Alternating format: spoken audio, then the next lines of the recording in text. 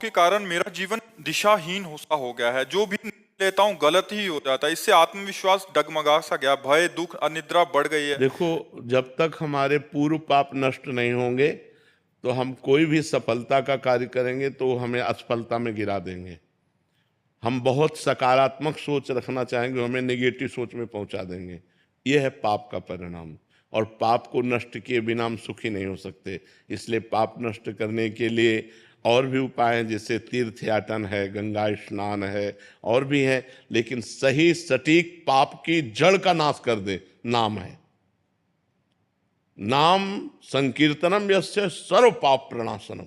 आधा घंटा नाम कीर्तन करो जोर जोर से, और चलते फिरते नाम जप करो, देखो सब पॉजिटिव हो जाएगा। आधा घंटा कोई नाम कीर्तन करो, जो नाम प्रिय हो आपको, हरे कृष्ण श्री राम जय जय, जो भी राधा राधा राधा, खूब जोर जोर से भगवान नाम कीर्तन करो और चलते फिरते नाम जप करो। फिर देख लो आप उसका परिणाम, फिर आप खुद अनुभव करें। लेकिन लंबे समय तक 2-4 दिन किया और फिर पाप कर लिया, फिर 2-4 दिन किया पाप किया, वो बात नहीं है।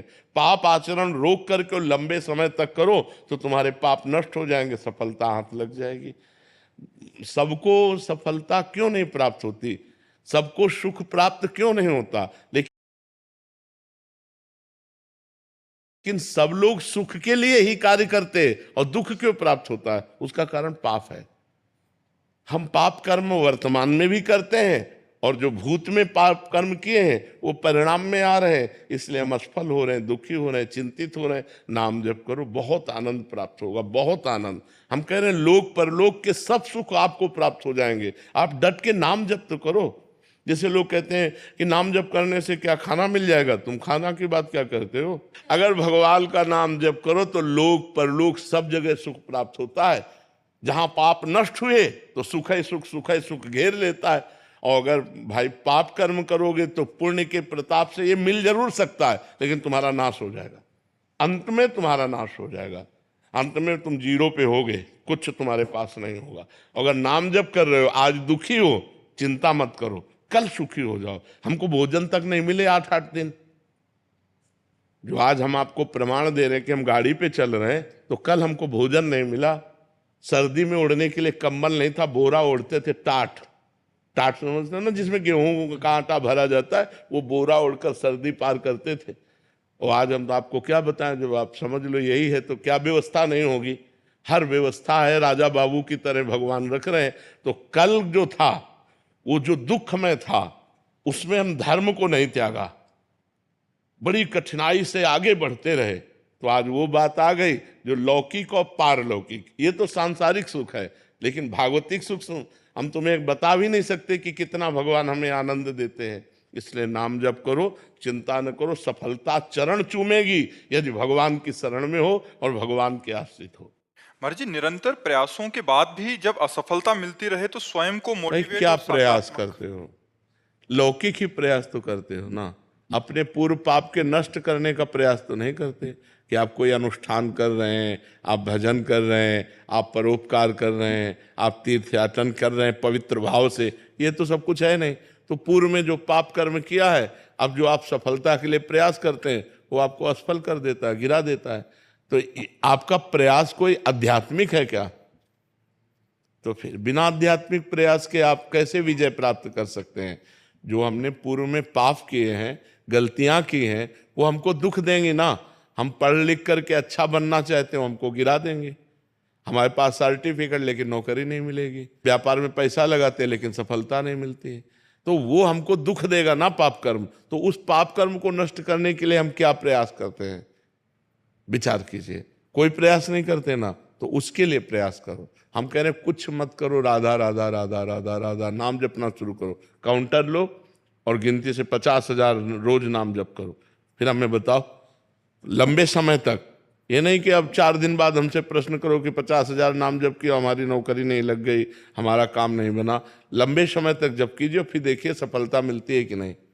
कुछ जने बिना प्रयास के भी महाराज जी, क्या उनका पूर्व का प्रारब्ध? पूर्व का पुण्य, पूर्व का पुण्य है कि उनका प्रयास कोई ज्यादा प्रशंसनीय नहीं है, पर वो सफलता प्रशंसनीय प्राप्त कर रहे हैं, ये पूर्व का पुण्य है। ऐसा भी देखा जाता है कि वो बिना उसमें योग्यता भी नहीं है, फिर भी बिल्कुल, हाँ, योग्यता भी नहीं, प्रयास भी नहीं, सफलता अधिक है, ये पूर्व का पुण्य उनका काम कर रहा है। योग्यता है, प्रयास भी है, लेकिन सफलता नहीं, ये पूर्व का पाप उसको गिरा रहा है। क्रम होता है, जब पुण्य लगेगा तो आप पाप कर्म करो तो भी उन्नति होती चली जाएगी, और जब पुण्य का संयोग आएगा, जैसे पाप का लगा संयोग, तो अब आप चाहे जितना पुण्य करो, आप चाहे जितना धर्म करो, वो आपको दुखाई देता चला जाएगा। और पुण्य का संयोग है तो आप पाप कर्म करो तो भी आपको सुख मिलता चला जाएगा। लेकिन जब ये पुण्य खत्म होगा और पूर्व का पाप और वर्तमान का पाप मिलेगा तो आपको कष्ट दे देगा। और जब उनका पाप नष्ट हो जाएगा और तो ये पुण्य और वो पुण्य पीछे का जब मिलेगा तो उनकी उन्नति हो जाएगी।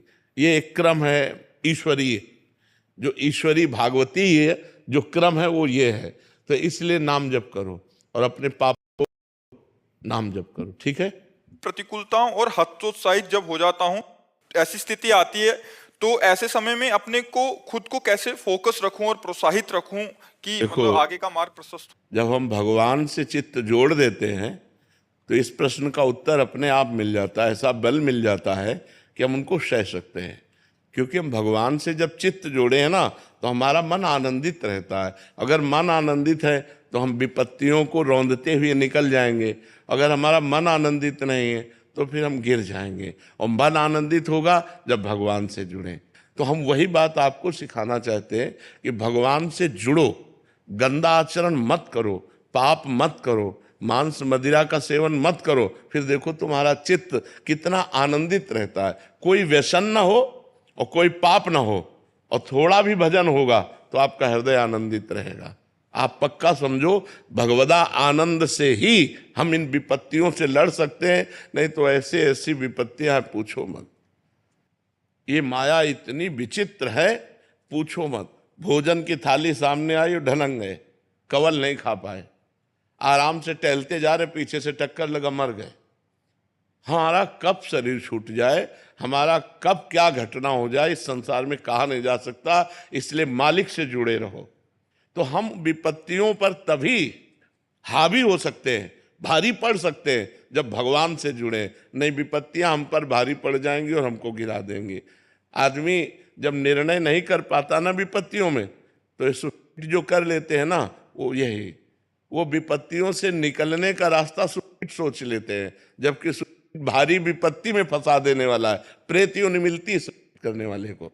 तो हमारे ऊपर विपत्तियां भारी ना पड़े, इसलिए भगवान का नाम जप करें, भगवान से चित्त जोड़ें और ये विश्वास करें कि आज दुख आया है तो हट जाएगा, कल हमारे सामने सुख भी आएगा।